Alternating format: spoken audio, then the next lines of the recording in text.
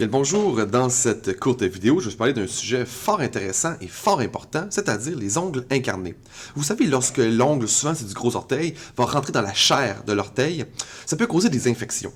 Et on peut vous suggérer plein de traitements pour les ongles incarnés, notamment une solution d'Aquin. Qu'est-ce que c'est ça, une solution d'Aquin, D-A-K-I-N?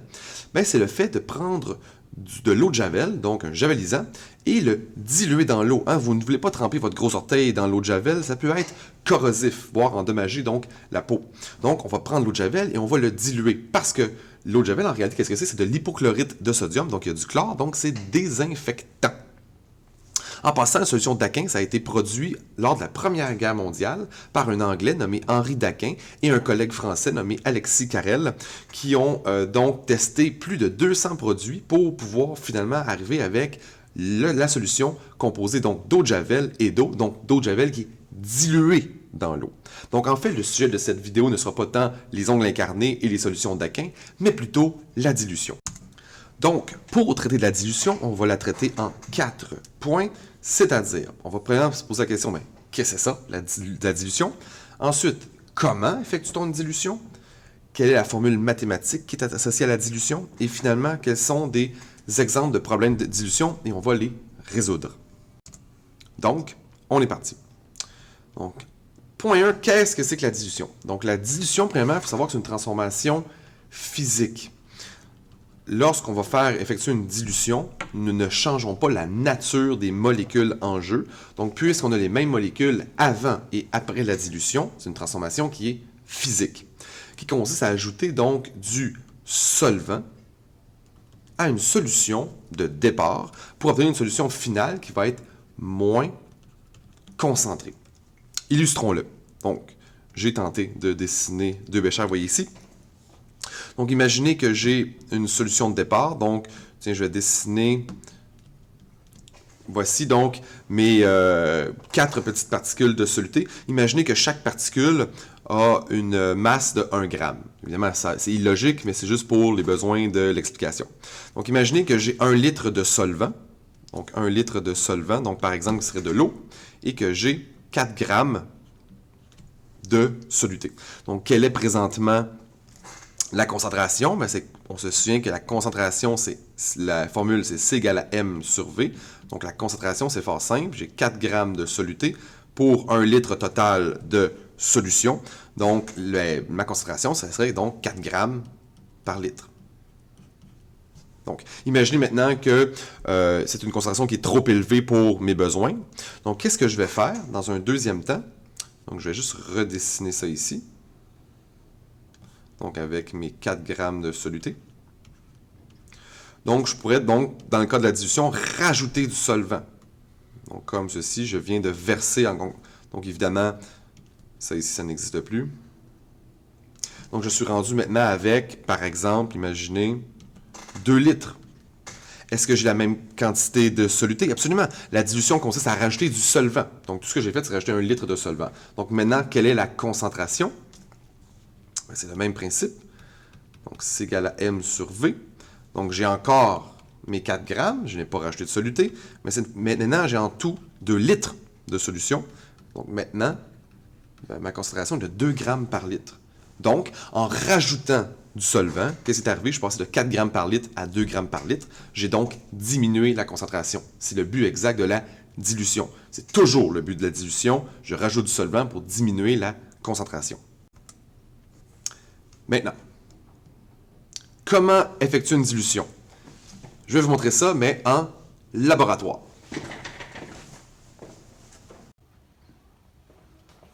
Me voilà. Donc, pour faire une dilution, j'ai besoin de quoi? J'ai besoin d'une solution de départ. J'ai également besoin d'un solvant. Dans ce cas-ci, je prends de l'eau déminéralisée, qui est un solvant plutôt universel. Universel ne veut pas dire qu'il va pouvoir dissoudre n'importe quoi, n'importe quand, mais ça veut juste dire que c'est un solvant qu'on se sert très très fréquemment dans bien des cas. Je vais également avoir besoin d'un contenant, dans ce cas-ci une fiole jaugée de 100 ml, dans lequel je vais pouvoir préparer ma solution finale. Et finalement, d'un instrument de mesure pour mesurer le volume, cette fois-ci, je prends une pipette sérologique. Donc, une pipette sérologique, c'est un petit peu comme dans un cylindre gradué, mais c'est en beaucoup plus précis. Donc, on est parti. Donc, pour faire la dilution, je pars avec ma solution initiale concentrée. Donc, ça, c'est la solution de départ qui est concentrée.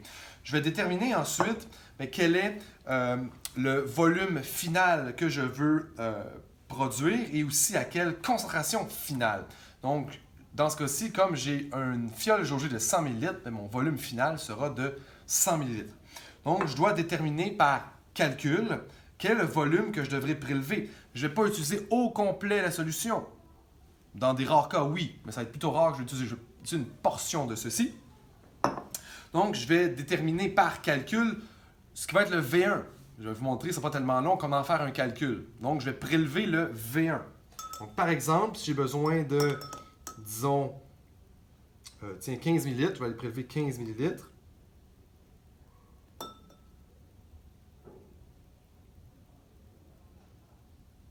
Comme ceci. J'ai bel et bien 15 ml que je vais venir tout simplement verser donc, dans ma fiole. Donc, par rapport au calcul, ce que je viens de faire là, c'est de prélever mon V1.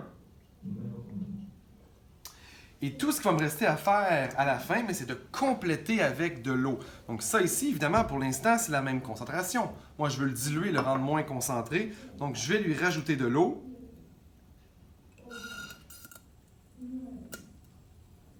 Donc, je vais l'ouvrir, ça va être beaucoup plus rapide.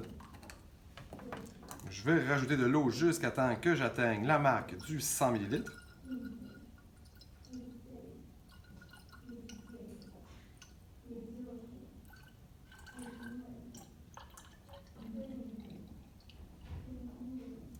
Pour un peu plus de précision, je vais remettre le bouchon avec le bec verseur.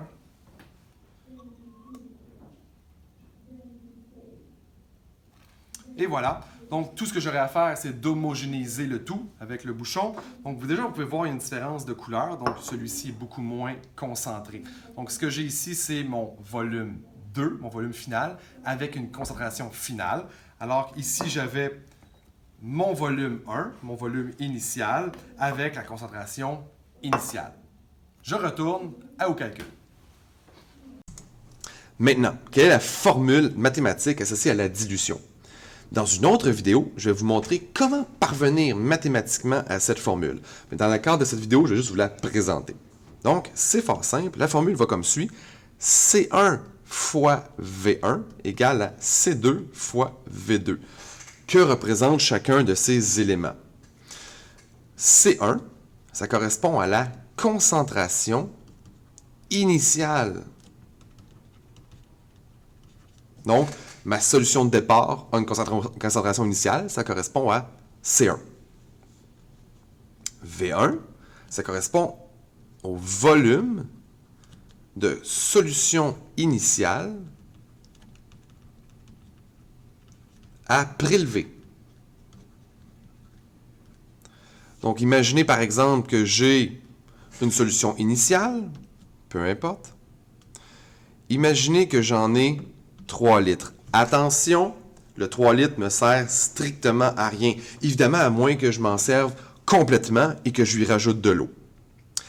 Donc, concentration initiale. Par exemple, si je dis que ma solution initiale a une concentration de 18 grammes par litre, ça correspondrait à mon C1. Mais le V1, lui, qu'est-ce que c'est? C'est imaginer que je vais prendre par exemple une pipette que je vais venir tremper à l'intérieur de ma solution. Donc, voici mon... C'est tout ce que c'est le meilleur que je suis capable de faire pour un dessin de pipette. Donc, imaginez que je vais aller prélever un certain volume. Donc, je vais remplir ma pipette. Imaginez par exemple que je vais en chercher 20 ml. Bien, le 20 ml, c'est ça qui correspond à mon V1. Pas le 3 litres. À moins, encore une fois, que je me serve au complet du 3 litres. Que sont C2 et V2? Bien, c'est fort simple. C2, ça correspond à ma concentration finale, donc la concentration de la solution préparée, si vous préférez. Et en V2, ben, c'est le volume de la solution finale, donc celle qui a été préparée. Donc, si je reviens à mon exemple, donc, dans ma pipette, oh boy, comme ça ici, j'avais mon 20 ml que je suis allé prélever. Je vais le déposer dans... Donc, imaginez que là, ça s'écoule. Donc, je vais le déposer dans mon deuxième contenant. Et ensuite, je vais rajouter donc du solvant. Donc, tout ça, ça correspond à mon V2. Donc, évidemment, après, ça va se mélanger, comprenez-nous bien. Et mon C2, ben, c'est la concentration que je vais avoir au final, donc, dans cette nouvelle solution. Alors, on va voir maintenant des exemples de problèmes qu'on pourrait avoir. Exemple numéro 1. On ajoute 450 ml d'eau à 300 ml d'une solution concentrée à 80 g par litre. Pour faire ce genre de problème, j'aime faire des schémas. Vous avez vu, je ne suis pas très bon, je ne suis pas très doué en dessin, mais au moins, ça peut quand même être très, très éclairant de le faire. Donc, imaginez, donc je vais me prendre un contenant, je vais le mettre en blanc. Donc, dans ce cas-ci, j'ai au départ 300 ml d'une solution. Donc, je vais le mettre en orange, ma solution. Ça ne change pas grand-chose. Donc, au départ, j'ai 300 ml d'une solution. Je rajoute 450 ml d'eau. Donc, je rajoute 450 ml. Donc, ici, j'ai 450 ml. Ça ici, là, c'est 450 ml. Évidemment, pour les besoins du dessin précédent, il n'est pas homogénéisé, il n'est pas brassé. La question est, quelle est la concentration finale de toute cette solution? Donc, je vous rappelle que on va se servir, puisque c'est une dilution, C1V1 égale à C2V2. Donc, déterminons quelles sont chacune des variables. Quelle est la concentration finale de cette solution? Donc, qu'est-ce qu'on cherche? On cherche la concentration finale. Autrement dit, on cherche, non pas le V2, bien entendu, petite erreur de ma part, on cherche plutôt le C2, donc la concentration finale. Donc, C1, V1, C2, V2. Donc, ce que je cherche, c'est le C2. Quelle est ma concentration initiale? Bien, on dit au départ, mon 300 ml, il est concentré à 80 g par litre. Donc, mon C1, c'est 80 g par litre. Maintenant, oups, j'ai mis un 2 ici, c'est un 1 vraiment qui va ici. Donc, V1. Quel était mon volume initial? Donc, le 80 g par litre, j'en avais 300 ml. Donc, mon volume initial, 300 ml. Quel est mon volume final? Là, attention, j'avais 300 ml au départ. J'ai rajouté 450 ml. Donc, mon volume total est de 750 ml. Bien des gens vont écrire ici 450. Attention, de là l'importance. On voit ici que tout ça au complet, 450 plus 300 donne 750 ml. Donc, de là l'importance de faire un schéma. Mais là, il me reste juste à résoudre le tout. Donc, je veux connaître la concentration de C2. Donc, je veux isoler mon C2 algébriquement. Pour ce faire, ben, je veux que le V2 s'en aille, juste en aille de l'autre côté. Donc, pour ce faire, je vais diviser par V2 de chaque côté. En faisant ça, on peut voir que les V2 s'annulent. Donc, qu'est-ce qui va me rester? C'est un peu psychédélique, toutes les couleurs que je prends. C1V1 sur V2 va être égal à C2. Les V2 ici se sont annulés. V2 divisé par V2 fait 1. Et 1 fois C2 donne C2. Donc, C1, 80 g par litre. V1, 300 ml. Je divise le tout par 750 ml. Je vous conseille très, très, très, très fortement d'écrire vos unités de mesure. Pourquoi? Parce que ça devient beaucoup plus simple. On ne se casse pas la tête à savoir, ben, c'est quoi les unités de mesure de ma réponse? Vous voyez ici, les millilitres, puisque je divise millilitre par millilitre, s'annulent. Donc, tout ce qu'il me reste à faire, ben, évidemment, je vois, il me reste des grammes par litre. Donc, ma réponse va être en grammes par litre. C'est bien évident. De toute façon, je cherchais une concentration. Et finalement, si je fais 80 fois 300 divisé par 750, j'arrive à 32 grammes par litre. Donc, ça, c'est ma concentration finale. Vous pouvez même faire une petite vérification à la fin. On a fait une dilution. Donc, puisque c'est une dilution, la concentration doit diminuer. Je suis parti à 80 grammes par litre, je suis maintenant à 32 grammes par litre, ça a diminué, donc ça fonctionne. Voici un deuxième exemple. Excusez-moi. Un peu de difficulté avec mon logiciel. Je vais pas l'avoir. Voilà. Donc, en passant, ça ici, c'est Admiral Akbar pour ceux qui ne connaissent pas Star Wars, il a une citation extrêmement célèbre qui dit « It's a trap ». Donc, c'est une attrape. Donc, pourquoi je l'ai mis? C'est pour faire un petit rappel, faire attention, ce genre de problème-là, il y a une attrape dedans. En fait, c'est pas vraiment une attrape, si évidemment on le décèle immédiatement.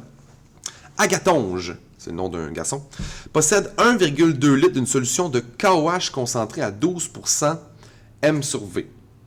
Sachant qu'il veut préparer 25 ml d'une solution concentrée à 0,1% M sur V, comment devra-t-il procéder? OK, parfait. Donc, on va se faire un petit schéma. Donc, il possède 1,2 litres d'une solution qui est concentrée à 12% M sur V. Ce que lui veut faire, c'est préparer une toute petite quantité, c'est-à-dire 25 ml d'une solution qui est concentrée, quant à elle, à 0,1% M sur V. Donc, je vais passer de 12% à 0,1%. Donc, je veux diminuer ma concentration. Donc, évidemment, on reconnaît encore une fois que c'est une dilution. Maintenant, une fois que j'ai déterminé ça, je sais que je vais me servir de cette formule. C1V1 égale à C2V2. Nous déterminons quelle est chacune des données que je possède.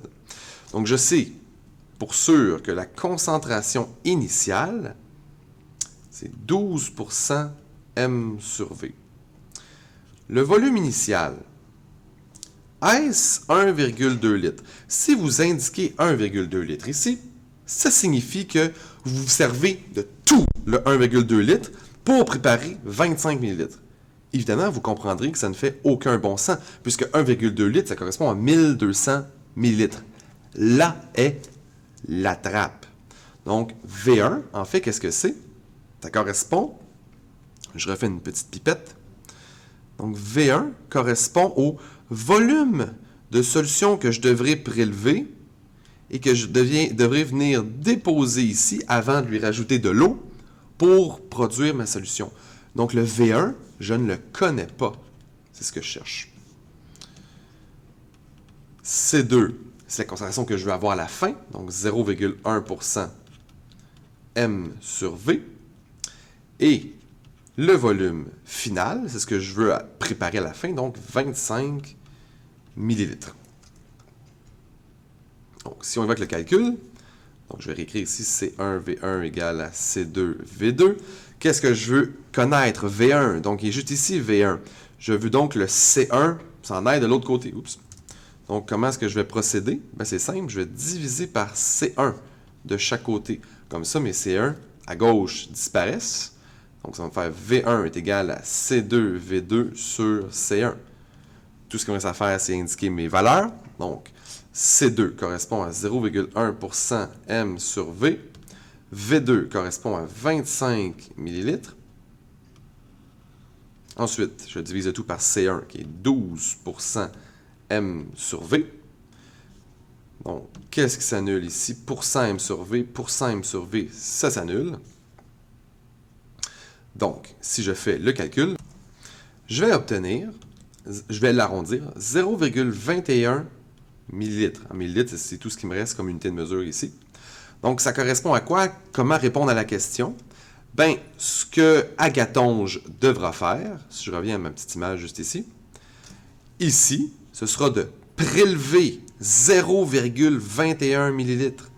Donc, seulement 0,21 ml. Bon, j'ai une pipette excessivement précise. Du 1,2 litre de départ que je vais venir déposer dans mon bécher. Donc, si je le redessine ici, je dépose mon 0,21 ml. Mais je vais compléter avec du solvant, donc de l'eau, jusqu'à temps que j'obtienne mon 25 ml qui est demandé dans ce cas-ci. Donc, voilà pour les calculs de dilution.